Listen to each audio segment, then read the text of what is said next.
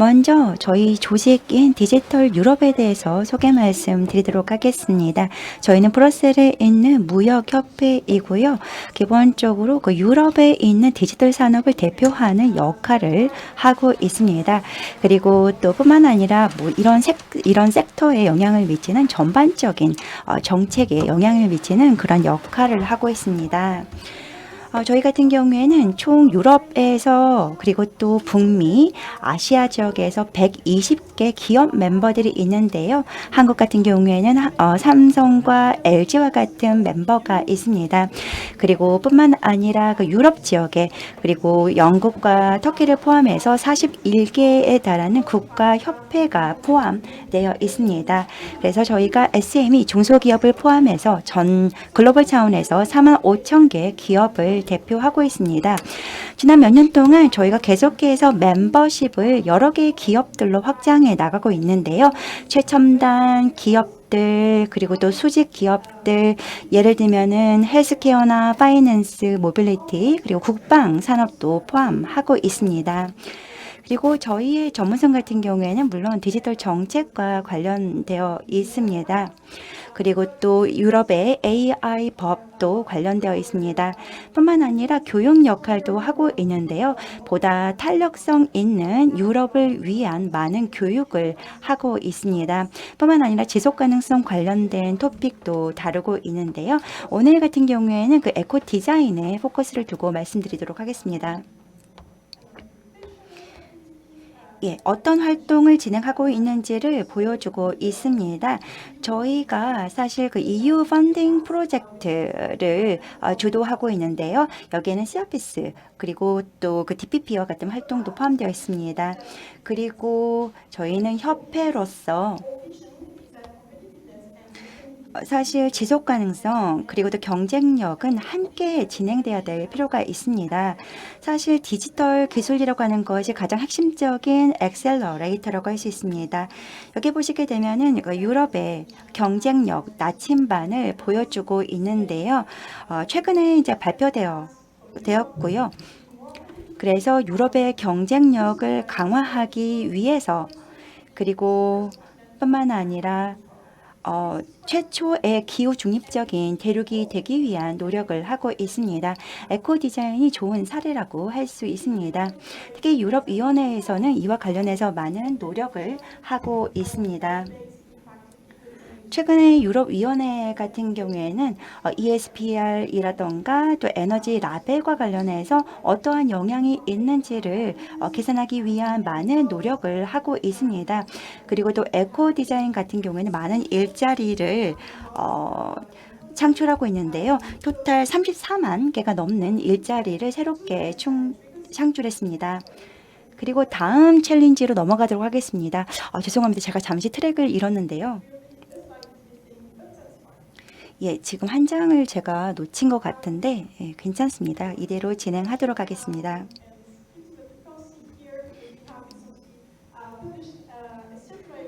저희가 최근에 순환경제와 관련된 퍼블리케이션 그리고 가이드북을 만들었습니다. 그리고 전년도 같은 경우에도 여러 가지 퍼블리케이션들을 발행했고요. 특히 또 이행과 관련해서 새로운 법들이 같이 나왔습니다. 그래서 실질적으로 시적절하게 이행이 될 수 있고 그리고 또 산업 이해관계자와 코디네이션이 적절하게 이루어질 수 있고 그리고 또 요구사항을 측정할 수 있는 방식으로 하기 위해서 많은 노력들이 이루어지고 있습니다.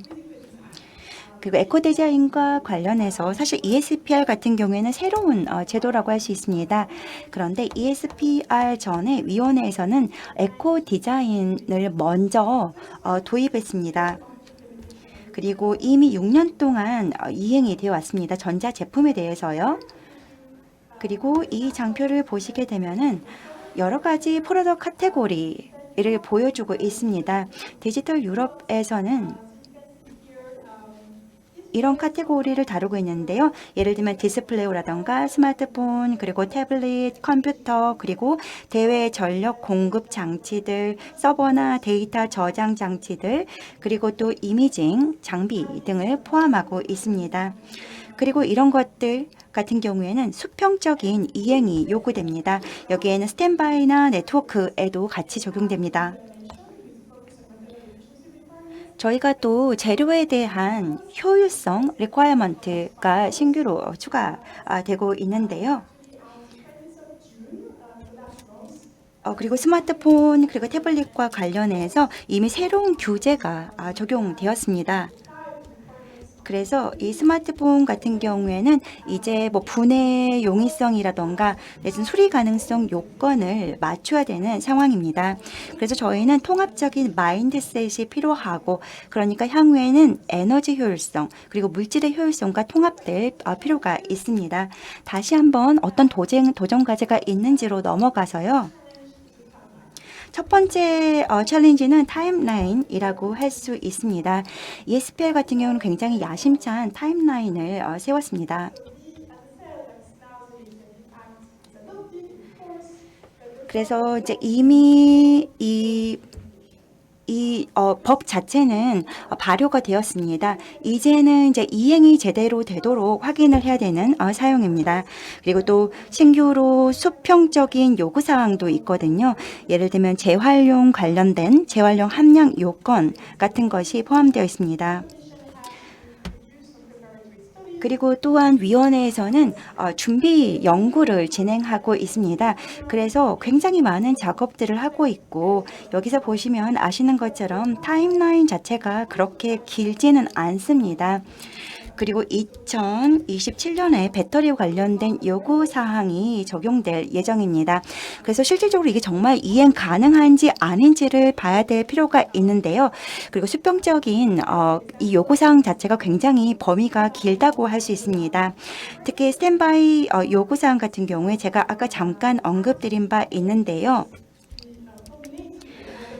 실질적으로 유럽위원회에서 채택하는데 8년이 걸렸는데 그 기간 동안 굉장히 많은 딜레이가 발생했습니다.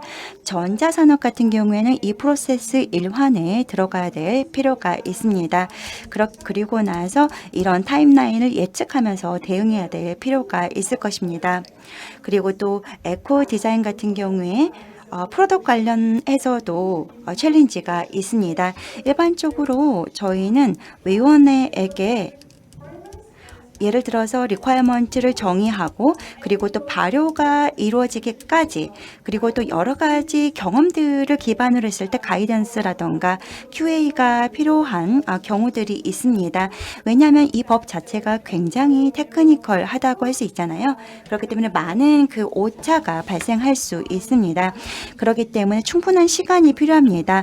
산업 입장에서 요구사항을 통합하고 이것을 프로덕트에 반영할 수 있는 충분한 시간이 필요합니다. 그리고 한 가지 또 여기서 주목할 만한 사항은 추가적인 타임라인을 넣었다라는 건데요. 여기 보면은 각각 날짜가 다르게 적용되어 있잖아요. 일부 프로덕트 같은 경우에는 기존의 에코 디자인 요구사항에 적용되어 있습니다. 예를 들어서 데이터 스토리지 프로덕트를 보시면 그렇고요. 그리고 또 컴퓨터도 마찬가지입니다. 현재 리뷰되고 있습니다. 전제 프레임워크를 대상으로 해서요. 그리고 또 이제 관련된 데드라인이 있는데, 위원회에서는 12월 그러니까 2026년 12월까지 이러한 수정을 마무리하려고 하고 있습니다. 여러 가지 단계나 프로세스가 있을 것이고, 그리고 또 회원국 그리고 또 위원가들과 함께 협의하는 과정이 있을 겁니다. 그래서 이 수정을 여기 데드라인에 맞추어서 위원회에서 진행을 하게 될 것입니다. 그리고 디스플레이 같은 경우에는 특히 ESPR과 관련해서 마찬가지로 DPP 개념이 디스플레이도 적용되기 때문에 이 부분을 감안해야 될 것입니다. 또 다른 챌린지를 보시게 되면요.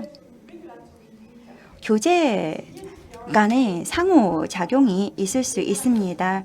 그러니까 저희가 이제 ESPR이 다른 여러 가지 법들과 서로 관련되어 있습니다.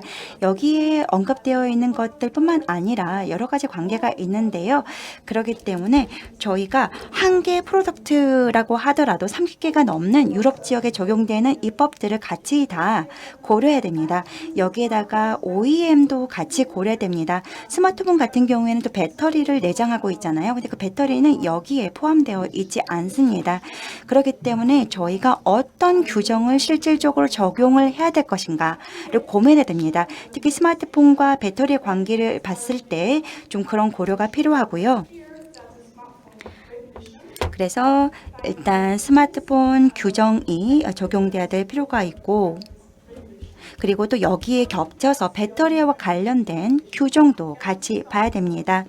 여기서 보시는 것처럼 여러 가지 규정들이 서로 엉켜 있는데요. 항상 이중 규정이 발생하지 않도록 조심할 필요가 있습니다. 근데 저희가 각각 서로 다른 그 요구사항을 다루고 있고 또 어떨 때는 겹칠 수가 있기 때문에 이중화된 규제가 되지 않도록 해야 될 필요가 있습니다.